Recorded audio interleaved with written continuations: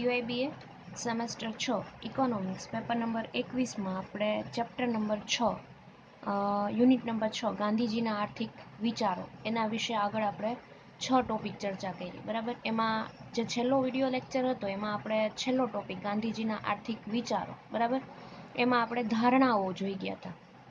હવે આપણે જે ગાંધીજીના વિચારો છે એ આપણે ભણવાના છે. બરાબર, કે ગાંધીજીના આર્થિક વિચારોમાં કેવા કેવા વિચારો છે ગાંધીજીએ રજૂ કરેલા છે. બરાબર, તો એમાં સૌથી પહેલું આપેલું છે કલ્યાણલક્ષી અર્થશાસ્ત્ર. બરાબર, તો સમજીએ એમાં કે કલ્યાણલક્ષી અર્થશાસ્ત્રીમાં શું કહેવા માંગે છે. તો ગાંધીજીના જે વિચારો હતા, બરાબર, એમાં તો સંપત્તિ કરતા માનવનું મહત્વનું સ્થાન ધરાવે છે એવું ગાંધીજી પોતે કહે છે. કે જે પશ્ચિમનું અર્થશાસ્ત્ર હતું, બરાબર, એ સંપત્તિને કેન્દ્રમાં રાખતું હતું, અને જ્યારે ગાંધીજીનું અર્થશાસ્ત્ર હતું એ માનવીનું અર્થશાસ્ત્ર છે એવું કેવું હોય તો કહી શકાય. મતલબ આજે કૌટિલ્યએ અર્થશાસ્ત્ર આપ્યું એના જેવું જ, કે કૌટિલ્યએ શું તો કે રાજાને, અને જો રાજા સુખી હશે તો રાજા છે એની પ્રજાને સુખી રાખી શકશે. બરાબર, એવું અર્થશાસ્ત્ર એણે રજૂ કર્યું હતું. એવું જ ગાંધીજીએ પોતાના વિચારોમાં, પોતાના જે આર્થિક વિચારો હતા એમાં એવું કહી શકાય કે ગાંધીજીના વિચારો હતા, બરાબર, એમાં સંપત્તિ કરતાં માનવ મહત્વનું સ્થાન સૌથી વધારે હતું. અને જે પશ્ચિમનું અર્થશાસ્ત્ર હતું એ તો સંપત્તિને કેન્દ્રમાં રાખતું હતું, જ્યારે ગાંધીજીનું અર્થશાસ્ત્ર છે એ માનવીનું અર્થશાસ્ત્ર છે. અને ગાંધીજીના મતે બધી અર્થવ્યવસ્થાઓ છે, બરાબર, એમાં માનવ મૂલ્યનો ખ્યાલ છે કારણભૂત હોય અને અભિપ્રેત હોય, અને વ્યવહારમાં શક્ય બનતો નથી. કારણ કે વ્યક્તિઓ વચ્ચેના જે સંબંધનો પાયો છે એ પ્રેમ અને સદભાવના પર હોતો નથી. આર્થિક સંબંધો સ્વાર્થ કે ધન પ્રાપ્તિ પૂરતા મર્યાદિત હોવા જોઈએ નહીં, અને આર્થિક સંસ્થાઓ છે એ માનવીય હોવી જોઈએ નહીં. ગાંધીજીના શબ્દ છે એમાં ગાંધીજી પોતાના શબ્દોમાં એવી રજૂઆત કરે છે કે રાષ્ટ્રની સાચી સંપત્તિ છે એ ભવ્ય મકાનો અને મોટા કારખાના નથી, પણ પ્રામાણિકતા, સુસંસ્કૃત અને નિસ્વાર્થી વ્યક્તિઓ છે. અને ડેવિડ મિટ્રાની છે, બરાબર, એ ગાંધીવાદી ફિલસૂફી પર તો એવું લખે છે કે ગાંધીજીના જે તત્વજ્ઞાનનું મૂળ માનવીના વ્યક્તિત્વ માટેનો જે પ્રેમ હતો તથા હરીફાઈ છે એ પરાયણ સમાજમાં માનવીની શાંતિ જોખમનાર વમળો અને પ્રવાહોની તેમની ઊંડી સમજમાં રહેલું છે. ટૂંકમાં એવું કહી શકાય કે ગાંધીજીએ જે અર્થશાસ્ત્ર આપ્યું, બરાબર, એ કલ્યાણલક્ષી અર્થશાસ્ત્ર આપ્યું. કલ્યાણલક્ષી અર્થશાસ્ત્ર કોનું કલ્યાણ તો કે માનવીઓનું કલ્યાણ. માનવીઓને કેન્દ્ર સ્થાનમાં રાખીને જ એણે અર્થશાસ્ત્ર વિશેના વિચારો છે એ રજૂ કરેલા છે. અને ગાંધીજીના વિચારો તો એવા સ્પષ્ટ છે કે જો સંપત્તિ કરતાં માનવ મહત્વ છે, બરાબર, એનું સ્થાન છે.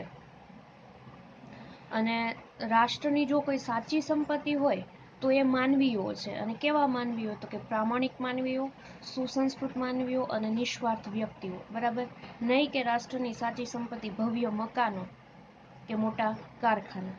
પણ જે વ્યક્તિ છે એ પ્રામાણિક છે, નિસ્વાર્થ છે અને સુસંસ્કૃત છે, એવી વ્યક્તિઓ છે એ રાષ્ટ્રની સાચી સંપત્તિ છે. ગાંધીજીના અર્થશાસ્ત્રને નીતિશાસ્ત્ર છે એનાથી જુદું કંઈ પાડતા નથી. અને ગાંધીજી તો એવું કહે છે કે જે અર્થશાસ્ત્ર નૈતિક અને ભાવાત્મક મૂલ્યોની ઉપેક્ષા કરે છે તે મધપુડા જેવું છે, અને તેમાં જીવન હોવા છતાં જીવંતતાનો અભાવ લાગે છે. વધુમાં એવું કહે છે કે સાચું અર્થશાસ્ત્ર કદી નૈતિક ધોરણોથી વિરુદ્ધ હોઈ શકે નહીં, અને સાચું અર્થશાસ્ત્ર છે એ સામાજિક ન્યાય માટે ઊભું જ હોય હંમેશા. બરાબર, તે નબળામાં નબળી જે વ્યક્તિથી માંડીને દરેકનું કલ્યાણ કરવા પ્રયત્ન કરે છે એવું અર્થશાસ્ત્ર હોવું જોઈએ. ગાંધીજી નૈતિક મૂલ્યોને આર્થિક મૂલ્યો કરતાં વિશેષ મહત્વ આપે છે, અને દરેક આર્થિક બાબતોને કલ્યાણલક્ષી દ્રષ્ટિકોણથી તપાસવી જોઈએ એવા માર્શલ, પીગુ, કાર્લાઇલ અને રસ્કિનના વિચારોને ગાંધીજી છે એ માન્ય રાખે છે. અને ગાંધીજી છે એવા અર્થશાસ્ત્રીઓની આલોચના પણ કરે છે કે જે કલ્યાણમાં સાધ્યો તરફ તટસ્થ રહે. બરાબર, એવો એમ પણ માનતા હતા કે કેટલાક મૂલ્યોને નાણાંમાં માપી શકાતા નથી, તેમ છતાં તેનું મહત્વ માનવ જીવનમાં ઓછું નથી. બરાબર, એટલે ગાંધીજીનું જે અર્થશાસ્ત્ર સ્વરૂપ અને ભાવનાની દ્રષ્ટિએ કલ્યાણલક્ષી અર્થશાસ્ત્ર છે. ટૂંકમાં ગાંધીજીના જે આર્થિક વિચારો છે એના પાયામાં બરાબર માનવીઓનું કલ્યાણ જ રહેલું છે. એના પછી એના બીજા વિચારોમાં જોવા જઈએ આપણે સર્વોદય. તો સર્વોદય શું કહે છે એ જોઈએ. ગાંધીજી છે એ માનવતાને ધર્મ તરીકે સ્વીકારે છે અને માનવતાનું જે આચરણ છે એના માટે ઊંચી નીતિમત્તાના આચરણ પર ભાર મૂકે છે. અને આ માનવતાને આધાર તરીકે સ્વીકારીને ગાંધીજીએ સર્વોદયના અર્થશાસ્ત્રને જન્મ આપ્યો. સર્વોદય એટલે શું? તો કે એનું અર્થઘટન કરતા ગાંધીજી એવું કહે છે કે જે મૂડીવાદી સંપત્તિને પ્રાધાન્ય આપી તેને આર્થિક વિકાસનું લક્ષ્ય બનાવેલ અને આ સંપત્તિનું જેને માટે સર્જન કરવામાં આવે છે તે માનવનો સંપત્તિના સર્જક સાધન તરીકે ઉપયોગ કર્યો છે અને જે માનવતાના દ્રષ્ટિકોણથી બિલકુલ ઉચિત ન ગણાય. તેથી ગાંધીજીએ માનવજાતને આ ભૂલમાંથી બચાવી લેવા માટે કહ્યું કે આર્થિક વિકાસનું લક્ષ્ય સંપત્તિ નહીં પરંતુ માનવ કલ્યાણ જ હોવું જોઈએ. અને આ વિચારને આમ જનતા સુધી પહોંચાડવા માટે સર્વોદયનો ખ્યાલ છે એ ગાંધીજીએ પ્રસ્તુત કર્યો. અને સર્વોદય અર્થશાસ્ત્રનો મુખ્ય ઉદ્દેશ છે વિષમતાનું નિવારણ કરવાનો અને પ્રાકૃતિક વિષમતાને ઘટાડવાનો છે અને તે દ્વારા જીવન માત્ર માટે, પ્રાણી માત્ર માટે સહાનુભૂતિ તથા સમાદરનું નિર્માણ કરવાનો છે. પછી ડાર્વિનનો જે મત્સ્ય ન્યાય છે એ બીજા પર જીવવાની વાત કરે છે. બરાબર. હક્સેલનો જે સિદ્ધાંત છે એ જીવો અને જીવવાદોની વાત કરે છે. પણ ગાંધીજીનો જે સર્વોદયનો ખ્યાલ છે તેથી એક ડગલું આગળ ચાલીને કહે છે કે બીજા માટે જીવવું, બીજાને જીવવા માટે જીવવું. એવો નવો વિચાર છે ગાંધીજી પોતાના અર્થશાસ્ત્ર દ્વારા જણાવે છે અને આ જ જીવનનું સાચું સાફલ્ય છે એવું ગાંધીજી સ્પષ્ટપણે માને છે. વિજ્ઞાન, સત્તા અને ધન છે એ બીજા માટે જીવો એ નવા મૂલ્યનું સર્જન કરવા માટે અસમર્થ છે. આ સર્વોદયના ખ્યાલને આધારે જ શક્ય બની શકે એમ છે, કારણ કે સર્વોદયનો ખ્યાલ એક એવો ખ્યાલ છે કે જે વર્ગવિહીન, જાતિવિહીન, શોષણવિહીન, અપમાનવિહીન સમાજ વ્યવસ્થાની સ્થાપના માટે જરૂરી માનવીય શક્તિઓને જગાવીને સમાજની પુનઃરચનાનું નિર્માણ કરી શકે એમ છે. અને સર્વોદયની વિભાવનાને સાકાર કરવા માટે માનવમાં પરમાર્થ, સંતોષ, નૈતિકતા, સહયોગ, સહિષ્ણુતા, દયા, સામાજિકતા, શોષણ મુક્તિ, સ્વતંત્રતા, સમાનતા જેવા માનવીય ગુણોને જગાવવાનું કાર્ય કરવું પડે છે. આમ સર્વોદય છે એ અર્થશાસ્ત્ર મૂળભૂત માનવીય ગુણોના વિકાસની સાથે ચાલે છે જે માનવીમાં ઊંડે ઊંડે પડેલા હોય છે અને આ ગુણોને જાગૃત કરવાથી માનવતાનું સર્જન થાય છે. બરાબર. જે માનવતા સર્વના કલ્યાણ માટેની ભાવનાના દ્વાર ખોલી નાખે છે એવું ગાંધીજી છે એ સ્પષ્ટપણે માને છે. આમ ગાંધીજીએ જે રજૂ કરેલ સર્વોદયનો ખ્યાલ એ કોઈ એક પ્રાંત, પ્રદેશ, રાજ્ય કે દેશના સીમાડાઓની વચ્ચે બંધાયેલો નથી, પરંતુ સંપૂર્ણ વિશ્વ છે, સંપૂર્ણ માનવજાત છે, સંપૂર્ણ પ્રાણી માત્ર સાથે સંકળાયેલો ખ્યાલ છે. તેથી એમ કહી શકાય કે સર્વોદયનો ખ્યાલ વસુધૈવ કુટુંબકમની વિશાળ ભાવના ભરેલો ખ્યાલ છે અને જે સમગ્ર માનવ જાતિની આધ્યાત્મિક ઉન્નતિ હોય, નૈતિક ઉન્નતિ હોય, હૃદય પરિવર્તન હોય, જીવન શુદ્ધિ હોય, સાધન શુદ્ધિ હોય અને પ્રેમનો વિસ્તાર એ સર્વોદયનું લક્ષ્ય છે. તે દ્વૈતથી અદ્વૈત તરફ અને ભેદથી અભેદ તરફ પ્રયાણ કરવાનો માર્ગ છે. આમ જે ગાંધીજીના આર્થિક વિચારો છે એ વ્યાપકતાનું તત્વ છે એ સિદ્ધ કરે છે અને ઉચ્ચતમ સપાટીએ સ્થિત થયેલું એનું દર્શન આપણને સર્વોદયની જે વિભાવના છે એના સ્પષ્ટીકરણ દ્વારા થાય છે. બરાબર. એના પછી ગાંધીજીનો ત્રીજો વિચાર જોઈએ, ગ્રામ સ્વરાજ. તો ગ્રામ સ્વરાજ શું કહે છે જોઈએ. ગાંધીજી પોતાના વિચારો દ્વારા રજૂ કરે છે કે ભારતમાં 7 લાખ ગામડાઓ આવેલા છે અને શહેરોની સંખ્યા આંગળીના વેઢે ગણી શકાય એટલી છે. તેથી ભારત દેશ છે એ ગામડાઓનો દેશ બનેલો છે.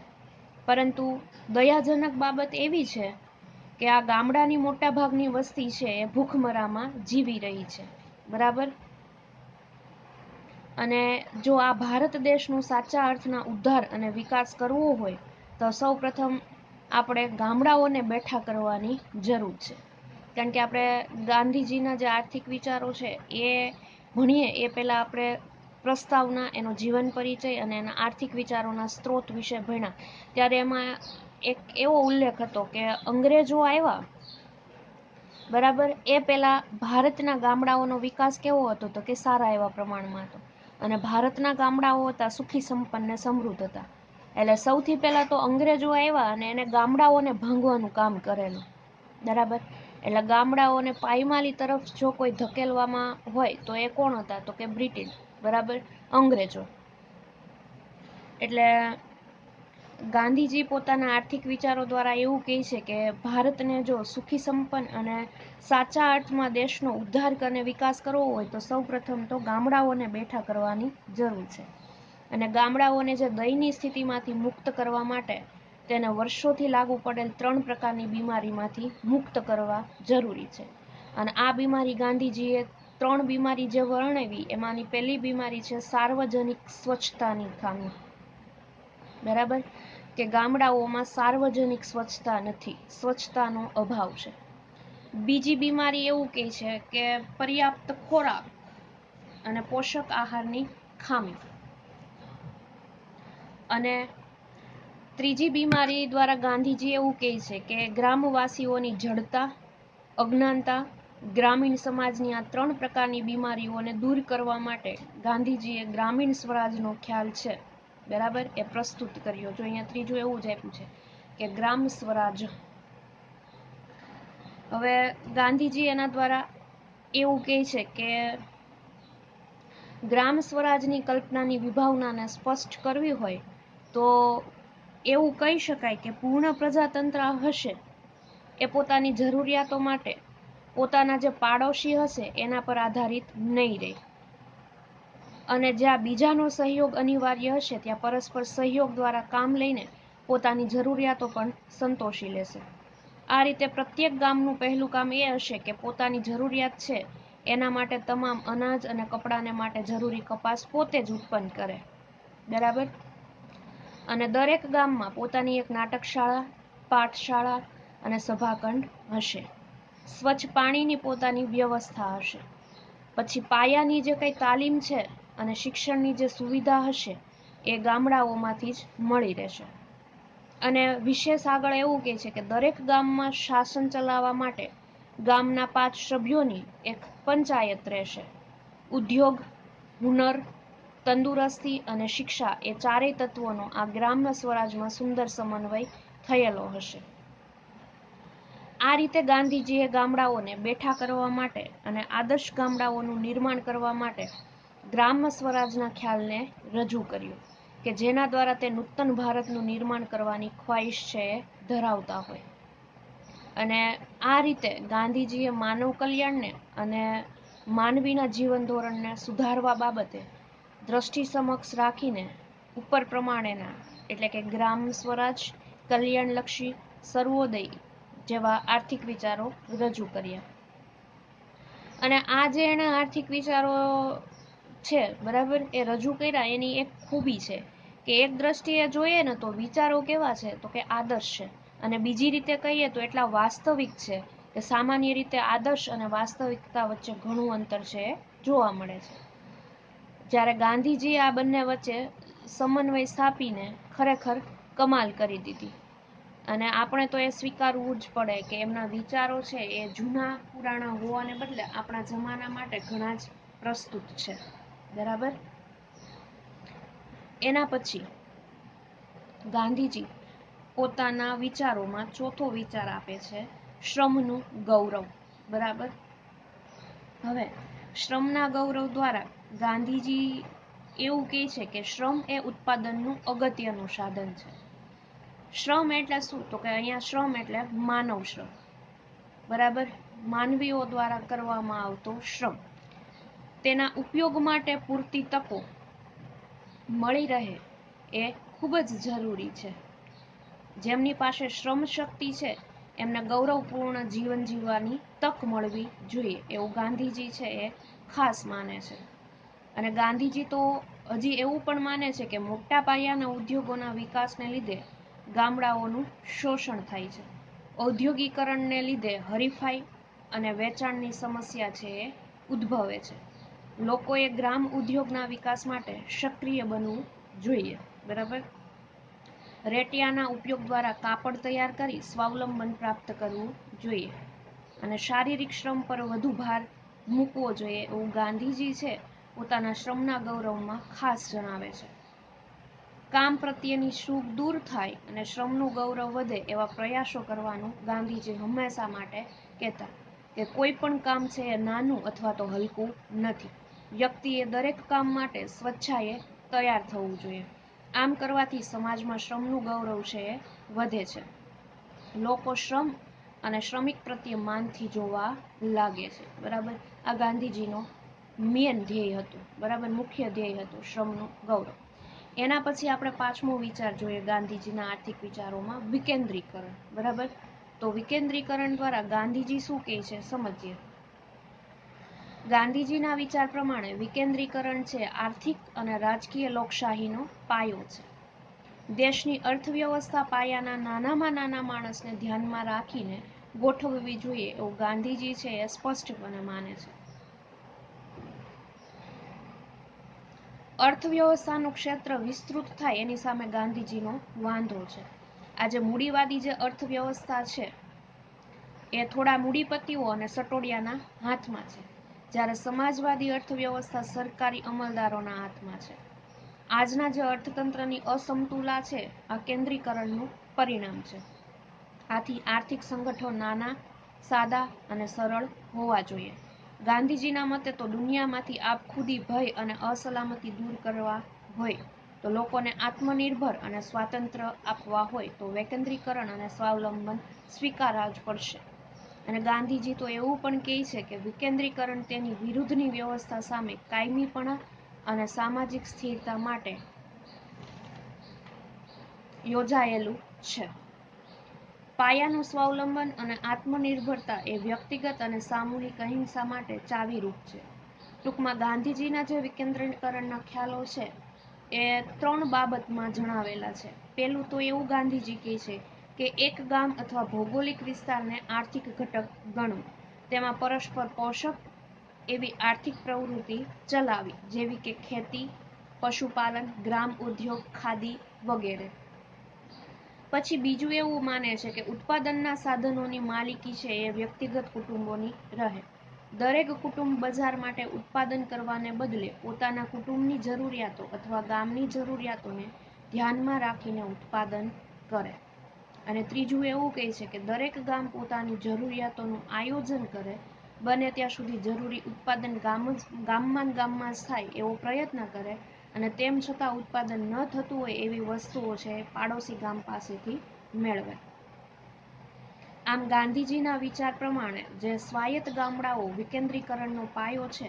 બરાબર. સામાન્ય રીતે આપણે ઔદ્યોગિક પ્રાદેશિક વિભાજનને વિકેન્દ્રીકરણ કહીએ છીએ, પણ ગાંધીજીના વિકેન્દ્રીકરણનો ખ્યાલ છે એ કંઈક અલગ જ હતો, જુદો જ હતો. બરાબર.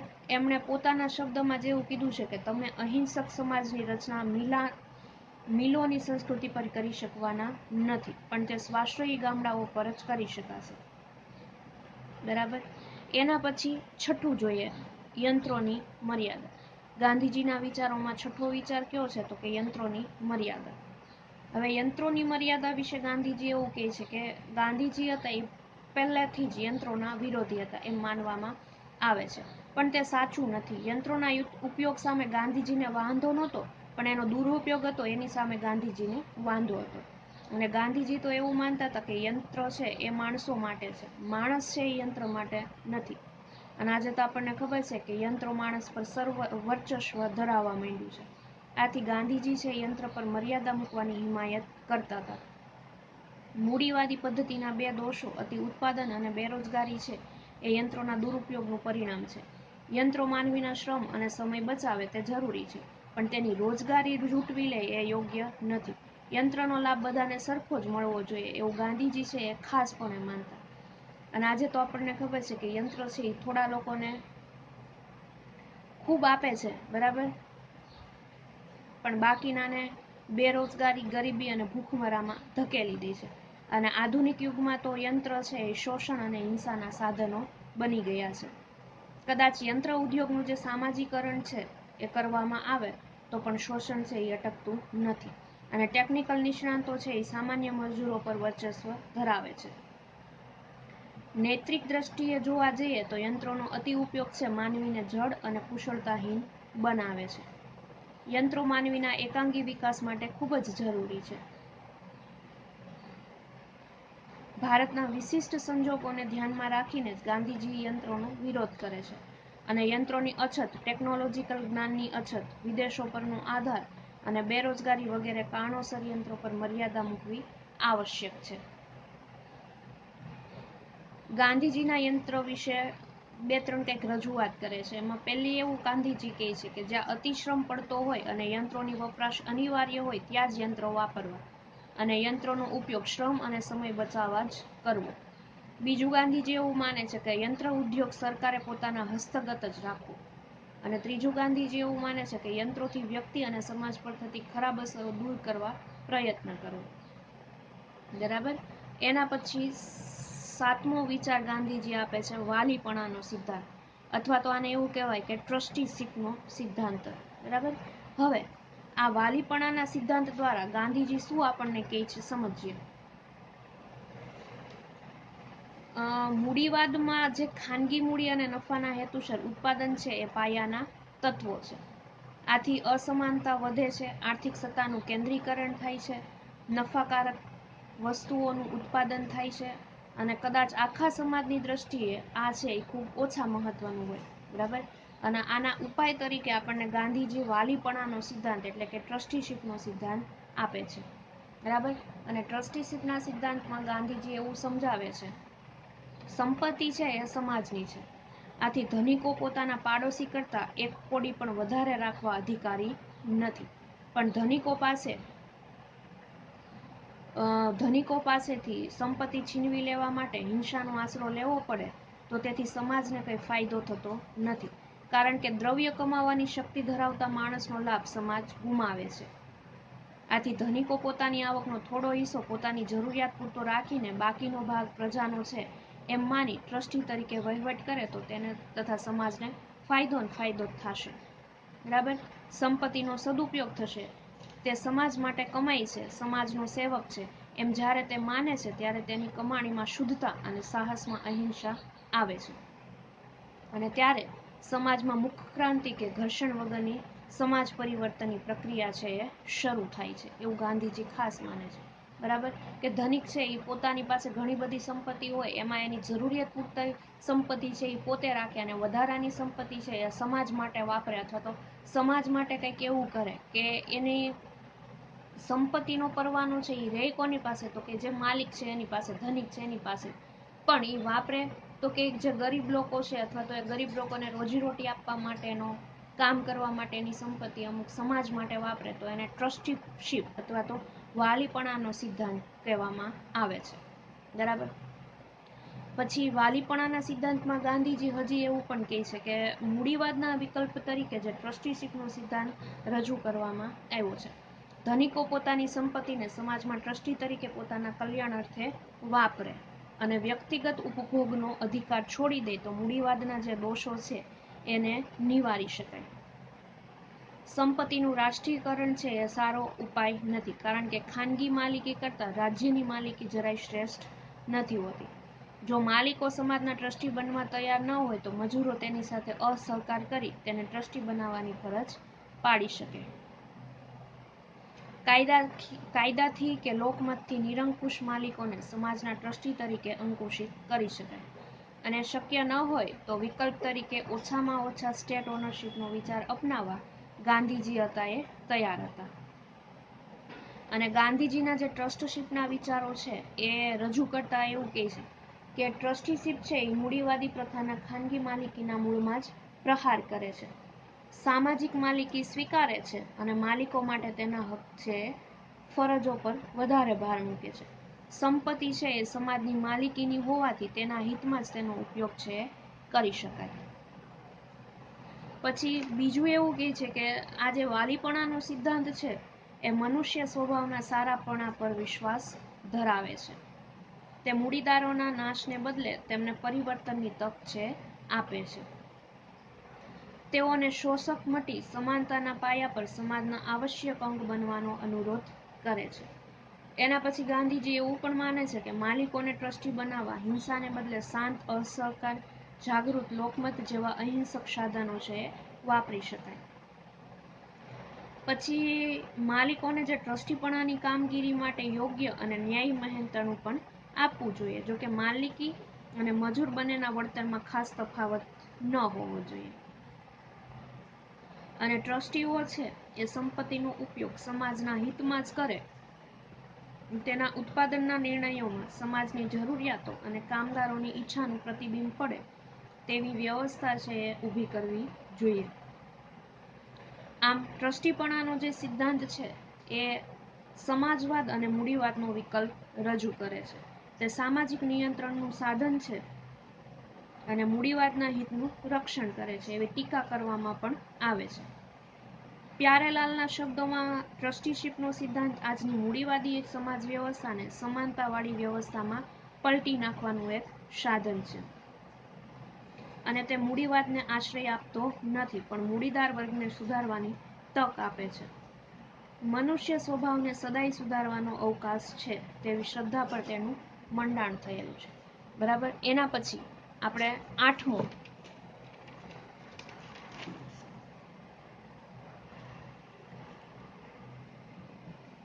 ગાંધીજીનો 8મો વિચાર જોઈએ આપણે.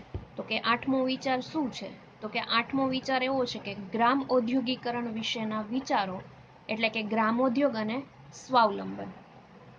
તો એ આર્થિક વિચારો ગાંધીજી રજૂ કરે છે. જોઈએ કે ગાંધીજી છે એ સ્વાવલંબન, આર્થિક સ્વાતંત્ર્ય, વિકેન્દ્રીકરણ અને યંત્ર પરની મર્યાદા જેવા આર્થિક વિચારોના ફળ સ્વરૂપ ઔદ્યોગિક ઉત્પાદનમાં ગ્રામ ઉદ્યોગને વધારે મહત્વ આપે છે. ગાંધીજી છે એ જરૂરિયાતોને સાધનોના સંદર્ભમાં મર્યાદિત કરવાનું સૂચવે છે. એનો અર્થ એવો નથી કે ગાંધીજી છે એ ઉદ્યોગોના વિરોધી હતા, પણ પોતાના કરોડો દેશવાસીઓ હતા એનું જીવન ધોરણ સુધારવાના આગ્રહી હતા. તેઓ દરેક ગામમાં સારી સગવડતાવાળા અને પૂરતા હવા ઉજાસવાળા મકાનો હોય, સારા રસ્તાઓ અને શાળાઓ હોય, આવશ્યક વસ્તુઓ પૂરતા પ્રમાણમાં વ્યાજબી ભાવે મળી રહે તે માટે ગ્રામોદ્યોગની હિમાયત કરતા હતા. અને મોટા પાયાના ઉદ્યોગથી તે શક્ય નથી. તેની સફળતા છે એ બીજી પ્રજાને લૂંટવાની શક્તિ, વિશાળ બજારો અને હરીફોના અભાવ પર છે. બીજાની ગુલામી અને શોષણમાંથી મુક્ત થવા માંગતી પ્રજા છે એ બીજાના શોષણનો વિચાર કરી શકે નહીં. એટલે જ ગાંધીજી એવું કહેતા કે ગ્રામોદ્યોગ છે ભારત માટે આશીર્વાદરૂપ છે અને ઔદ્યોગવાદ છે એ શ્રાપરૂપ છે. ગાંધીજી છે ગ્રામોદ્યોગના વિચારો ટાંકીને ગાંધીજી ટેકનોલોજીના વિરોધી હતા એમ બતાવવા પ્રયત્ન કરવામાં આવે છે, પણ એ ખ્યાલ છે એ ભૂલ ભરેલો છે. ગાંધીજી વિજ્ઞાન કે યંત્રના વિરોધી નહોતા, પણ ભારતની જે તત્કાલીન પરિસ્થિતિને અનુલક્ષીને તેમને નાના પાયાની જે શ્રમ પ્રચુર ઉત્પાદન પદ્ધતિ છે એની હિમાયત કરી હતી. અને એના મુખ્ય એ કારણો હતા કે ગ્રામ વિસ્તારની વિશિષ્ટ કુદરતી સંપત્તિનો ઉપયોગ કરવા માટે, ગામડાને શહેરના શોષણથી મુક્ત કરી સ્વતંત્રતા, સ્વાયત્તતા અને સ્વાવલંબન ટકાવી રાખવા, ગ્રામ્ય સંસ્કૃતિનું રક્ષણ કરવા માટે, ઓછામાં ઓછી મૂડી અને ઓછા જ્ઞાનથી જરૂરિયાતો પૂરતું ઉત્પાદન કરવા માટે, પછી બેકાર અને અર્ધબેકાર માનવબળનો સ્થાનિક સંજોગો પ્રમાણે ઉપયોગ કરવા માટે, પરંપરાગત પ્રાપ્ત ગામડાની કારીગરી, કલા અને કૌશલ્યનો વિકાસ કરવા અને માનસિક અને નૈતિક ઉન્નતિ સાધવા માટે ગાંધીજી છે એ ગ્રામ ઉદ્યોગને અને સ્વાવલંબન બનાવવા માટે વિચારો છે રજૂ કરતા હતા. અને હવે ગાંધીજીના આર્થિક વિચારોમાં છેલ્લો વિચાર જોઈએ, આર્થિક સમાનતા અને સ્વતંત્રતા. તો જોઈએ કે ગાંધીજી આના દ્વારા શું કહે છે? તો કે મૂડીવાદ છે એ સ્વતંત્રતા પર અને સમાજવાદ છે એ સમાનતા પર વિશેષ ભાર મૂકે છે. ગાંધીજી બંને વચ્ચે વિરોધ જોતા હતા. ગાંધીજી કહેતા કે મારો આદર્શ તો સમાન વહેંચણીનો જ છે, પણ હું જોઈ શકું ત્યાં સુધી એ શક્ય નથી. આથી હું ન્યાયી વહેંચણીના ધોરણ પર કામ લઉં છું. આર્થિક સમાનતાનો ગાંધીજી એવો અર્થ કરતા હતા કે દરેક માનવી પાસે તેની કુદરતી આવશ્યકતાઓ પૂરી કરવા પૂરતા સાધનો હોવા જ જોઈએ. કોઈ પણ માનવી છે એ અન્ન વસ્ત્રના અભાવથી પીડાવો જોઈએ નહીં. આથી તેઓ સંપત્તિની સમાન વહેંચણીના આદર્શને સ્વીકારતા હતા. અને એવો તો એ ત્યાં સુધી ગાંધીજી કહેતા હતા કે સ્વરાજનો અર્થ ગરીબો માટેનું સ્વરાજ એવો થાય છે. દેશના ઉત્પાદનનો જે હિસ્સો ધનિકો મેળવે છે તે ગરીબોને પણ મળવો જોઈએ, પણ સાથોસાથ સમાનતા આર્થિક સ્વાતંત્ર્યની વિરોધી બનવી જોઈએ નહીં. અને સ્વરાજનો જે અનુભવ છે એ આર્થિક સ્વાતંત્ર્યથી જ કરી શકાય. જો દરેક વ્યક્તિ પોતાની પ્રવૃત્તિ અહિંસા અને શોષણ વિહીનતાના પાયા પર કરે તો બંને ધ્યેયો છે એકી સાથે પ્રાપ્ત કરી શકાય. બરાબર. આ સાથે જ ગાંધીજીના આર્થિક વિચારો સાથે જ આપણે semester 6 TYBA economics semester 6 paper number 21નો 6 યુનિટ સાથે આપણે અભ્યાસક્રમ છે એ સંપૂર્ણ જાહેર કરીએ છીએ. બરાબર. આપણે આગળના વિડીયો લેક્ચર જોઈ ગયા અને આ છેલ્લો વિડીયો લેક્ચર છે. બરાબર. એમાં આપણે 6 યુનિટમાં તો કે પહેલું યુનિટ આપણે જોઈ ગયા હતા જ્હોન મેનાર્ડ કેન્સના આર્થિક વિચારો 1. એના પછી બીજું યુનિટ જોઈ ગયા હતા કે જ્હોન મેનાર્ડ કેન્સના આર્થિક વિચારો 2. એના પછી આપણે આધુનિક આર્થિક વિચારો જોઈ ગયા. એમાં ઇરવિંગ ફિશર જોઈ ગયા, પોલ એ સેમ્યુઅલ્સન જોઈ ગયા. બરાબર. માર્શલને જોઈ ગયા. એના પછી આપણે શુમ્પીટર, હિક્સ, ફિશર, શ્રીમતી જ્હોન રોબિન્સન જોઈ ગયા, મિલ્ટન ફ્રીડમેન જોઈ ગયા. એના પછી આપણે ચોથું યુનિટ જોઈ ગયા ભારતીય આર્થિક વિચારો. બરાબર. એમાં દાદાભાઈ નવરોજી જોઈ ગયા, મહાગોવિંદ રાનડે જોઈ ગયા, મહાલનોબિસ મોડેલ જોઈ ગયા. એના પછી આપણે કૌટિલ્યનું અર્થશાસ્ત્ર જોઈ ગયા. કૌટિલ્યના અર્થશાસ્ત્રને આપણે જોયું એની સાથે સાથે રામ રાજ્ય મોડેલ, રાજ્યના કાર્ય અને ફરજો વિશે જોઈ ગયા. બરાબર. અને છઠ્ઠું યુનિટ આપણે જોઈ ગયા ગાંધીજીના આર્થિક વિચારો. ગાંધીજીના આર્થિક વિચારો છે એ ચેપ્ટર નંબર 6 છે, એટલે કે યુનિટ નંબર 6. આ 6 યુનિટ સાથે આપણે TYBA સેમેસ્ટર 6 પેપર નંબર 21, બરાબર, જે કિન્શિયન આધુનિક અને ભારતીય આર્થિક વિચારોનો અભ્યાસક્રમ છે અહીંયા સંપૂર્ણ જાહેર કરીએ છીએ.